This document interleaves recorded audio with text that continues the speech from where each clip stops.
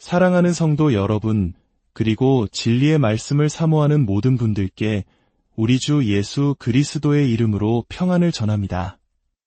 오늘 우리는 잠시 일상의 분주함을 내려놓고 너무나 익숙해서 오히려 그 본질을 잊고 살았던 한 인물, 바로 사도 바울의 심장 속으로 깊이 들어가는 여정을 떠나고자 합니다.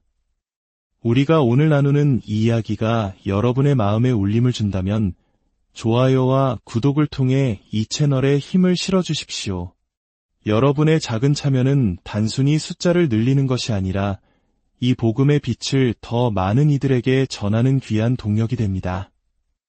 여러분의 삶에 하나님의 은혜와 평강이 늘 함께 하시기를 기도하며 이제 시작하겠습니다.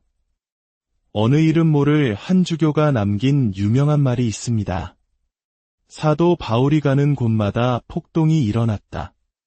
그런데 내가 가는 곳마다 사람들은 나에게 차를 대접한다.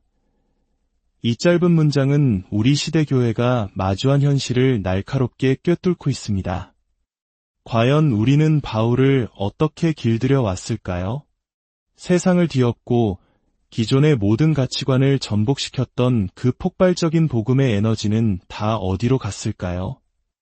어쩌다 바울의 서신을 읽는 것이 주말에 조깅을 하거나 좋아하는 드라마를 보는 것과 비슷한 그저 하나의 여가 활동이 되어버린 것일까요? 도대체 무엇이 바울로 하여금 그토록 담대하게 외치게 만들었고 그의 메시지는 왜 그토록 많은 사람들의 분노와 두려움을 자아냈을까요? 왜 그는 수많은 폭동과 매질, 돌팔매질의 중심에 서야만 했을까요? 그 이유는 간단합니다. 바울 자신도 자신의 복음이 세상 사람들 눈에는 위험천만한 헛소리로 들릴 수밖에 없다는 것을 너무나 잘 알고 있었기 때문입니다.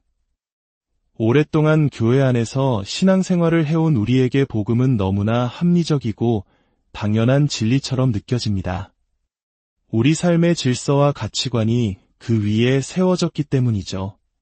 하지만 잠시 시간을 거슬러 바울이 빌립보나 데살로니가 혹은 고린도와 같은 낯선 도시에 처음 발을 디뎠을 때를 상상해 보십시오. 그가 전한 메시지는 그야말로 정신이 번쩍 들게 하는 충격 그 자체였습니다. 마치 이런 것과 같습니다. 제가 만약 지금 서울 한복판 광화문 광장에 서서 지나가는 사람들을 붙잡고 여러분, 기쁜 소식입니다. 잠비아가 탁구 경기에서 짐바브웨를 이겼습니다. 라고 외친다면 사람들은 저를 어떻게 볼까요? 아마 이상한 사람 취급을 하거나 그냥 무시하고 지나갈 것입니다. 저에게는 그것이 세상을 다 얻은 듯한 기쁜 소식일지 몰라도 그들에게는 아무런 의미도 없는 그저 말도 안 되는 소음에 불과한 것이죠. 바울이 전한 복음도 이와 같았습니다. 아니, 그보다 훨씬 더 충격적이었습니다. 세상에 새로운 주님이 오셨습니다. 그의 이름은 예수입니다. 사람들은 물었을 겁니다. 그게 무슨 소리요? 예수가 누구요? 그는 십자가에 못 박혀 죽었지만 하나님께서 그를 죽은 자 가운데서 다시 살리셨습니다. 아마 사람들은 비웃으며 말했을 겁니다. 이보시오, 정신 나간 소리 좀 그만하시오. 이제 그분은 온 세상의 주인이시며 우리 모두가 그의 새로운 삶의 방식에 동참하기를 원하십니다. 이 선포의 모든 문장은 당시 사람들에게는 터무니없는 헛소리이거나 기존의 사회 질서와 종교적 신념을 뒤흔드는 끔찍한 스캔들이었습니다. 특히 바울의 메시지가 당신이 섬기던 모든 신들을 버려야 한다는 것을 의미했을 때 문제는 더욱 심각해졌습니다. 도시의 안녕과 개인의 복을 빌기 위해 신전을 찾고 축제를 즐기던 그 모든 익숙한 삶의 방식을 포기하라는 요구였기 때문입니다. 바울은 단호하게 말했습니다. 여러분이 섬기는 그 신들은 진짜 신이 아니며 오히려 여러분의 영혼에 해가 될 뿐입니다. 그 모든 것을 버리고 새로운 예배 방식으로 나아와야 합니다. 이웃들은 뭐라고 생각할까요? 당국은 이것을 어떻게 받아들일까요? 도시의 경제에 손해를 끼치는 일은 아닐까요? 실제로 빌립보와 에베소에서는 이 문제로 인해 큰 소동이 일어났습니다. 사람들은 우리는 이런 혼란스럽고 파괴적인 가르침을 원하지 않는다며 바울을 내쫓으려 했습니다. 그의 복음은 이방인들에게는 어리석은 것이요 유대인들에게는 거리끼는 것이었습니다. 하지만 바울이 여러 번 선포했듯이 부르심을 받은 우리에게는 바로 그 복음이 하나님의 능력이요 하나님의 지혜였습니다. 예수의 십자가와 부활은 단순히 과거의 한 사건이 아니었습니다. 그것은 낡은 세상이 끝나고 새로운 세상이 탄생하는 역사의 전환점이었습니다. 하늘과 땅이 마침내 만나는 지점이었습니다. 이 메시지 안에는 사람을 근본적으로 변화시키는 힘과 놀라운 지혜가 있었습니다. 처음에는 다들 미쳤다고 손가락질했지만 어떤 이들은 그 메시지가 자신의 영혼 깊은 곳을 파고들어 자신을 머리부터 발끝까지 완전히 바꾸어 놓는 것을 경험했습니다. 그리고 그 변화와 함께 단순히 개인적인 영적 체험을 넘어선 새로운 것, 즉 새로운 공동체, 새로운 삶의 방식이 탄생했습니다. 처음부터 기독교는 탁구와 같은 개인 스포츠가 아니었습니다. 그것은 럭비나 축구와 같은 팀 스포츠였습니다. 혼자서는 결코 이룰 수 없는 화해, 그것이 바로 복음의 핵심이었기 때문입니다. 그리고 이것은 그야말로 세상을 바꾸어 놓았습니다. 우리는 이 놀라운 변화의 힘을 바울의 삶에서 일어난 한 작은 사건을 통해 엿볼 수 있습니다. 바로 신약 성경에 기록된 아주 짧은 편지 빌레몬서에 담긴 이야기입니다. 바울이 감옥에 갇혀 있을 때 한 젊은이가 그를 찾아옵니다. 그의 이름은 오네시모, 도망친 노예였습니다. 그의 주인은 빌레몬이라는 사람이었고 바울을 통해 복음을 받아들인 그리스도인이었습니다. 어떤 이유에서인지 오네시모는 주인의 집에서 도망쳤고 절박한 심정으로 바울을 찾아온 것입니다. 잠시 당시의 노예 제도에 대해 짚고 넘어갈 필요가 있습니다. 고대 세계의 노예제는 우리가 생각하는 인종 기반의 노예제와는 달랐습니다. 전쟁에서 지거나 빚을 갚지 못하면 누구든 노예가 될 수 있었습니다. 물론 인간을 소유물로 취급한다는 점에서 비인간적인 제도였지만 해방되어 평범한 삶으로 돌아가는 경우도 많았습니다. 무엇보다 당시 사회에서 노예제는 오늘날의 전기나 석유, 원자력 에너지와 같은 사회의 필수 동력원이었습니다. 따라서 바울이 갑자기 모든 노예를 해방하라 고 외치는 것은 마치 오늘날 우리에게 지금 당장 자동차 운전을 멈추고 전기를 사용하지 말라 고 요구하는 것과 같은 비현실적인 주장이었을 것입니다. 바울이 한 일은 그보다 훨씬 더 근원적이고 미묘하며 예수 그리스도를 통해 온 새로운 창조의 본질을 보여주는 것이었습니다. 우리는 종종 거대하고 극적인 선언을 좋아합니다. 바울, 노예제는 악이라고 선포했어야지 라고 말하고 싶어 합니다. 하지만 바울이 빌레몬과 오네시모에게 요구한 것은 어쩌면 그보다 훨씬 더 어려운 일이었습니다. 바로 화해였습니다. 단순히 서로를 용납하거나 멀리서 용서하는 수준이 아니었습니다. 도망친 노예 오네시모를 향한 복음은 첫째로 하나님께서 그를 너무나 사랑하셔서 예수님이 그를 위해 죽으셨다는 기쁜 소식이었습니다. 하지만 둘째로 하나님과의 화해는 반드시 깨어진 관계에 있던 형제자매와의 화해로 이어져야 한다는 도전의 소식이기도 했습니다. 이것은 주인 빌레몬에게도 노예 오네시모에게도 너무나 어려운 일이었습니다. 하지만 그것이 바로 사도 바울이 전한 메시지의 심장이었습니다. 바울의 편지는 이렇게 말합니다. 빌레몬이여, 오네시모를 이제 더 이상 종으로 대하지 말고 사랑받는 형제로 맞아주시오. 그가 내게 빚진 것이 있다면 내가 대신 갚겠소. 이는 단순히 사회 제도를 유지하며 친절을 베푸는 것과는 차원이 다른 이야기입니다. 바울은 두 사람 사이에 존재하던 주인과 노예라는 낡은 세상의 질서를 허물고 그리스도 안에서 형제라는 새로운 관계를 창조하고 있습니다. 바로 이것이 바울의 목회 사역을 통해 예수 그리스도의 화해의 능력이 실제로 나타나는 순간입니다. 하나님과 메시아께서 온 우주를 자기 자신과 화해시키셨다는 기쁜 소식은 그 소식을 믿는 모든 이들에게 모든 차원에서 화해를 위해 일해야 한다는 거룩한 책임을 부여합니다.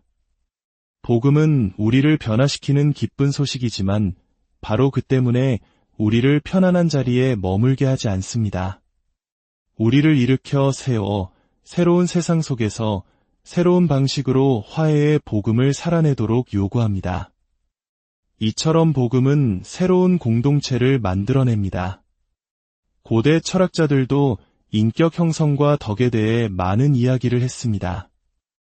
플라톤이나 아리스토텔레스는 덕이란 개인이 스스로 노력하여 쌓아가는 것이라고 보았습니다. 하지만 기독교의 덕은 출발점부터 다릅니다. 그것은 복음 안에서 주어지는 하나님의 주권적인 은혜로 시작되며 팀 스포츠처럼 공동체 안에서 함께 이루어가는 것입니다. 바울은 가장 큰 덕이 사랑이라고 말했는데 사랑은 결코 혼자 할 수 있는 것이 아니기 때문입니다. 그러나 예수 그리스도의 복음으로 탄생한 이 화해의 공동체는 너무나 연약하고 깨지기 쉬운 것이었습니다. 온갖 종류의 사회적, 문화적, 개인적 압력은 이 새로운 공동체를 산산조각 낼 위험이 있었습니다. 바울이 태어난 유대인 공동체는 자신들을 지키는 나름의 강력한 방법들이 있었습니다. 그들은 할례를 행하고 엄격한 음식법을 지켰으며 율법을 통해 자신들의 정체성을 확고히 했습니다. 거룩함과 연합을 지키는 것이 쉽지는 않았지만 그들을 보호하는 분명한 문화적 울타리가 있었습니다. 하지만 복음 안에서 이스라엘의 하나님은 이제 완전히 새로운 일을 행하셨습니다. 아무도 십자가에 못 박힌 메시아를 기대하지 않았습니다. 아무도 부활이 역사의 마지막이 아닌 중간에 한 사람에게 먼저 일어날 것이라고 예상하지 못했습니다. 아무도 이방인들이 유대인이 되지 않고도 아브라함의 가족이 될 수 있을 것이라고는 상상하지 못했습니다. 이 모든 낡은 경계가 무너진 새로운 공동체, 유대인과 이방인, 종과 자유인, 남자와 여자가 그리스도 안에서 하나가 된 이 공동체를 지탱하고 그 일치와 거룩함을 강화할 새로운 무언가가 필요했습니다. 바로 이 지점에서 바울은 인류 역사상 가장 위대한 지적, 영적 유산 중 하나를 창조해냅니다. 바로 우리가 오늘날 기독교 신학이라고 부르는 것입니다. 바울에게 신학은 단순히 몇몇 지식인들이 책상에 앉아 교리를 연구하는 학문이 아니었습니다. 그것은 공동체 전체가 함께 감당해야 할 활동이자 과업이었습니다. 누군가에게 물고기를 주면 하루를 먹일 수 있지만 물고기 잡는 법을 가르치면 평생을 먹일 수 있다는 속담이 있습니다. 바울에게 신학이 바로 그러했습니다. 누군가에게 교리 하나를 가르치면 하루 동안은 그를 건강하게 지킬 수 있습니다. 하지만 교회 전체가 하나님의 새로운 세계에 대해 스스로 생각하는 법을 배우게 한다면 그 교회는 하나님께 영광을 돌리는 연합되고 거룩한 공동체로 영원히 세워질 것입니다. 로마서 12장은 이 비전을 명확하게 보여줍니다. 그러므로 형제들아 내가 하나님의 모든 자비하심으로 너희를 권하노니 너희 몸을 하나님이 기뻐하시는 거룩한 산제물로 드리라. 이는 너희가 드릴 영적 예배니라. 너희는 이 세대를 본받지 말고 오직 마음을 새롭게 함으로 변화를 받아 하나님의 선하시고 기뻐하시고 온전하신 뜻이 무엇인지 분별하도록 하라. 주목하십시오. 생각하는 것, 즉 마음을 새롭게 하는 것이 예배와 행동 사이에 자리 잡고 있습니다. 참된 예배는 우리의 마음이 변화될 때 가능하며 올바른 행동 역시 변화된 생각에서 비롯됩니다. 바울의 비전은 예배와 생각, 그리고 행동이 하나로 연결된 유기적인 전체였습니다. 이것이 바로 바울 신학의 도전입니다. 그것은 단순히 지식의 습득이 아닙니다. 그것은 마음의 변화이며 새로운 사고방식의 훈련입니다. 바울이 창조한 이 신학이라는 활동은 도망친 노예에서부터 로마의 관리까지, 학식이 높은 지식인에서부터 그를 모르는 농부에 이르기까지 모든 사람을 위한 것이었습니다. 복음으로 변화된 마음으로 새로운 세상에 걸맞은 새로운 생각을 통해 연합되고 거룩한 공동체를 세워나가는 것, 그것이 바로 바울이 우리에게 남긴 위대한 유산입니다. 하지만 안타깝게도 서구 교회는 오랜 시간 동안 바울을 잘못된 틀 안에서 읽어왔습니다. 우리는 종종 1세기의 바울에게 16세기 종교개혁 시대의 질문, 즉 어떻게 하면 내가 천국에 갈 수 있는가? 와 같은 개인의 구원에 대한 질문을 던져왔습니다. 물론 바울은 구원의 신학자입니다. 하지만 그의 관심사는 단순히 한 개인의 사후 세계가 아니었습니다. 그의 비전은 훨씬 더 거대했습니다.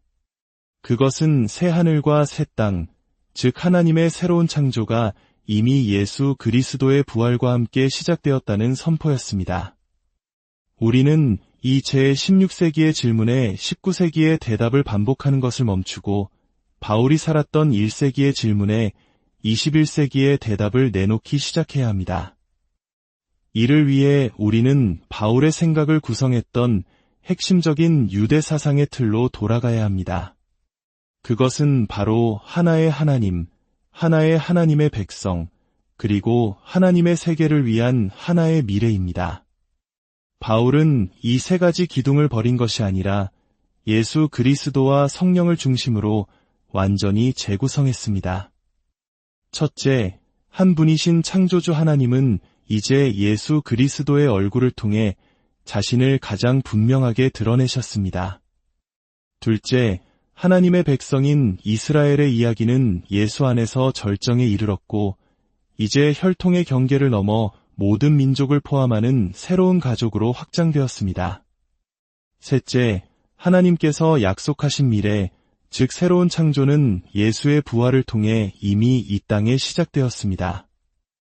이 모든 것은 한 단어로 요약될 수 있습니다.